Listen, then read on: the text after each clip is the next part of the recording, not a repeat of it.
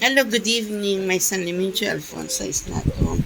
This is latest little groceries from Lucky Plaza Value, okay? It's only like $28. Habilisin po isa. This my habilisin po. Very tired man. My son Limincho Alfonso is not home.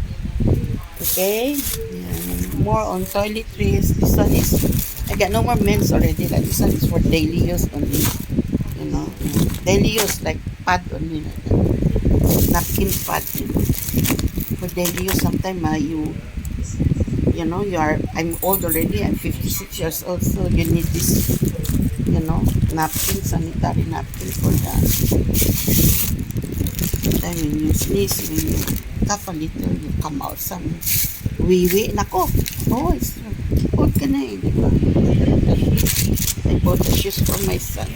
It's $25 for his working shoes.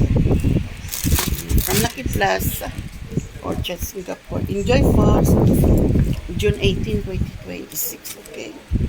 Latest little groceries na buy. So, this, listen po. Enjoy atong Black for the work. May unlimited phone so is not. Enjoy Singapore.